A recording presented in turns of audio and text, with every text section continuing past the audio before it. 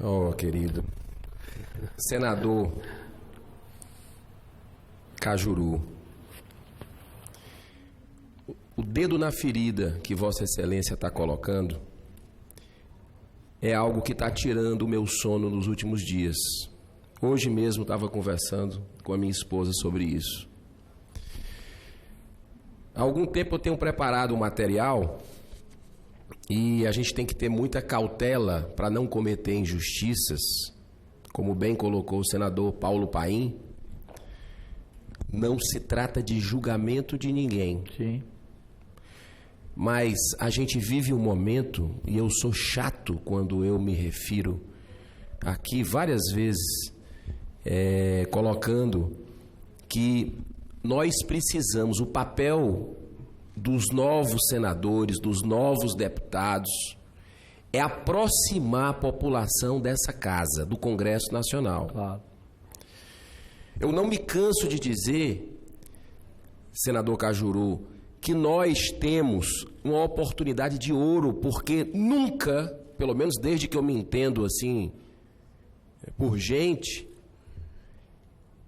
a gente nunca teve tanta credibilidade, a população está acreditando nessa casa.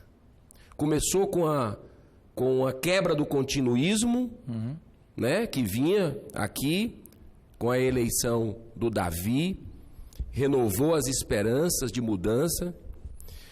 E o que eu vou colocar nesse aparte breve, que eu peço a generosidade do meu querido irmão, nosso presidente hoje aqui, o senador Exalci, que me deu um pouco mais de tempo. Eu não vou fazer pronunciamento hoje, mas eu queria tocar nessa parte. Eu vim correndo.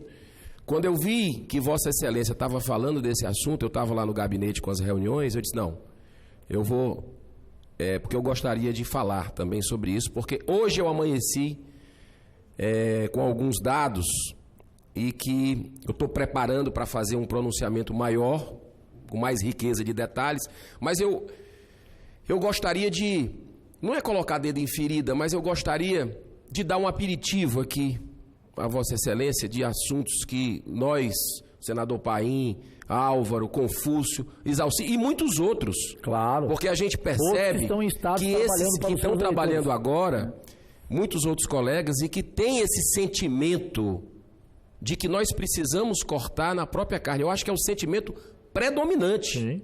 Predominante aqui, pelo que eu conversei com os colegas. Né? Ou fazemos isso, ou estaremos desmoralizados. Porque a gente não vai ter legitimidade para falar na importante reforma da Previdência. Exato. Que a gente não pode deixar para depois. Claro.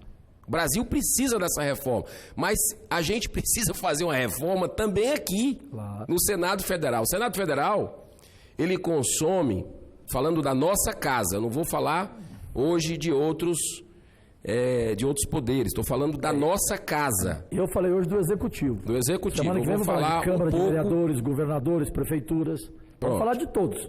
Vamos abrir todas as caixas pretas. Abrir todas as caixas pretas. Então, o senhor falou no auxílio moradia, e muitos de nós renunciamos, né? E muitos outros colegas que não estão aqui também renunciaram, está lá no portal da transparência. É só entrar lá. Tem também algo que eu considero, pode até ser legal, mas não é moral, que é um plano de saúde vitalício. Esse eu recusei e registrei em vitalício. Cartório, assim como a aposentadoria. Você pode ir em hospitais do Brasil inteiro e você apresenta, paga e vem o ressarcimento. Então, coisas assim que não é moral. Revoltam. Nós precisamos, país, né? Revoltam com razão. Com razão. Então, são passos que nós precisamos dar. E eu digo a Vossa Excelência que eu fico feliz porque o presidente Davi, que entrou agora, ele está tomando pé da situação, mas ele é muito sensível, tive a oportunidade de conversar com ele, ele é muito sensível a corte nos custos, ele vê que precisa fazer isso, o orçamento do Senado é 4,5 bi, não é isso? Eu falei ontem. 4,5 bi, não é milhões não, 4,5 bilhões. Eu apresentei tudo isso ontem aqui. Pronto. Mas eu vou dar um dado. Eu falei do Senado e da Câmara. Eu vou dar um aperitivo, depois a gente se aprofunda.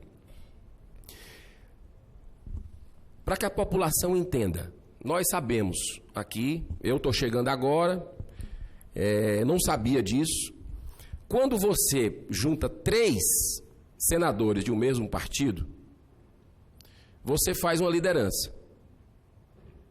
Você já tem o direito a uma outra estrutura que os senadores já têm no seu gabinete. Ou seja, nós temos condição de contratar os melhores técnicos dentro da verba que nós temos, que não é pequena aqui e pagá-los bem, pagá-los bem, desde que sejam bons. Desde que sejam bons. Mas quando você junta 3 do mesmo partido, você já tem, forma-se uma liderança e você já tem uma verba suplementar, que se eu tiver equivocado, você me corrige, senador Álvaro, que já dá, a partir de 3, já dá um outro gabinete. Exatamente. Correto, senador Paulo Paim? É isso aí. Já dá uma outra estrutura de um outro gabinete. O Confuso também está aqui. Confuso, desculpa. O senador da Educação, que está aqui substituindo. O senador, né, de uma nota só. De uma nota só, que eu acho que não é. Isso é modéstia dele, eu sei. Mas ele tem uma missão interessante, que é preencher um importante legado deixado pelo senador Cristóvão, e ele está se empenhando, está mergulhando. E o Cristóvão está comigo agora.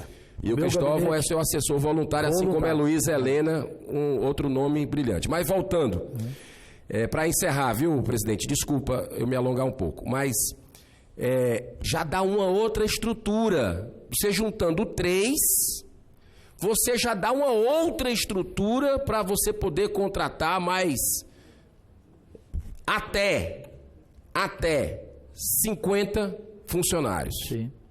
Quando você junta 3. A metade é suficiente.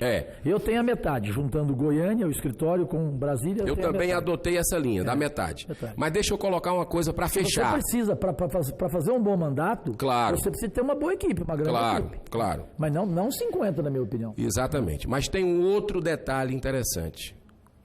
Juntou 3, fez uma liderança, ganha outra estrutura. Sim. Quando você junta um bloco de 9, você ganha uma outra estrutura. Sabe quantos reais por mês? Nossa. E o brasileiro não sabe disso. 250 mil reais por mês, quando se junta 9 para um bloco. Eu tive a oportunidade de ir no bloco 22º andar, o bloco que os senadores do PSDB, do PSL e do Podemos me honraram para eu liderar. Eu fui conhecer sexta-feira da semana passada, uma semana, e eu disse, poxa, eu vou despachar aqui também. Quando eu gosto de entrar, eu não entro pela metade, eu gosto de estar mergulhado. Aí, quando eu vi, rapaz, a sala, ela é...